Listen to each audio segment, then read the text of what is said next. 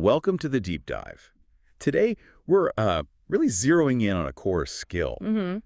How to use evidence from your sources to actually back up your ideas. Yeah, it's fundamental. Think of it as like a supercharger for being well-informed, persuasive, Mm. whether you're prepping for a meeting or just trying to get up to speed in your field. Or even just satisfying curiosity, right? We've basically distilled the key points from a chapter all about using supporting evidence well. Okay.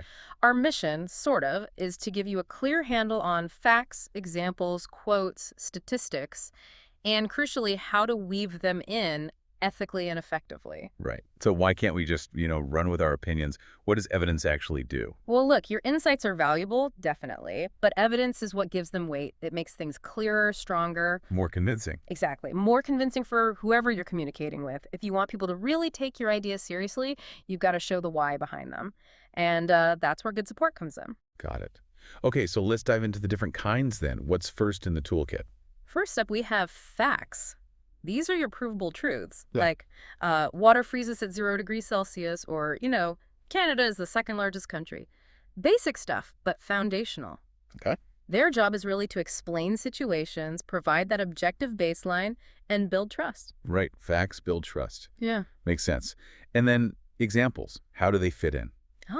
Examples make things concrete. There's specific illustrations. You can have real-life ones. Right. Loads of students use Duolingo to practice vocabulary. That's a real thing.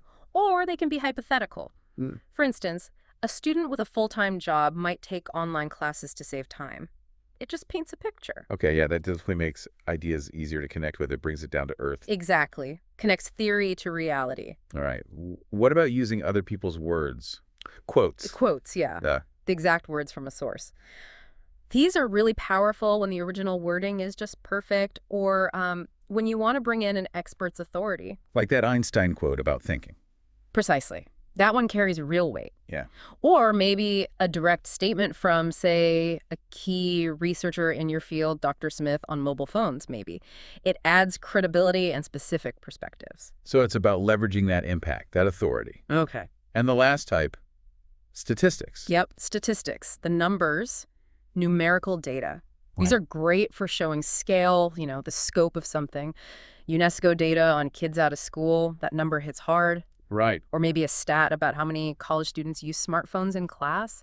It shows a trend, strengthens an argument. Numbers can be really persuasive. Okay, so we have facts, examples, quotes, stats. But it's not just about, like, dropping them in randomly, is it? No, definitely not. How you integrate them is key. Which brings us to quoting and paraphrasing. Two main ways to bring in outside info. Correct. And with both, giving credit where credit is due citation is non-negotiable. So quoting is exact words, quotation marks, credit the source. Simple enough. Pretty much. You quote when those specific words are too good to change, or it's a real authority speaking. Like that Dr. Lin example on online learning pace. Maybe her wording was perfect. Got it. And paraphrasing. Yeah. That's putting it in your own words. Exactly. Same meaning, different wording, but still needs that citation. The source had that example about social media and teen self-image. Right. You take that core finding and explain it using your own sentence structure and vocabulary. So when would you paraphrase instead of quoting? Usually when the idea itself is more important than the exact phrasing, or maybe the original is too complex and you need to simplify it, or just to make it fit your own writing style better. Okay. But always cite. Always cite, which leads directly to the big thing to avoid, plagiarism. Right. Presenting someone else's work or ideas as if they're yours. Yeah, and it's a major issue. It covers copying without quotes or citation, paraphrasing without citing the source. Using stats or ideas without attribution. That too, or even submitting work someone else did entirely. It all counts. So how do we stay on the right side of things? What's the practical advice?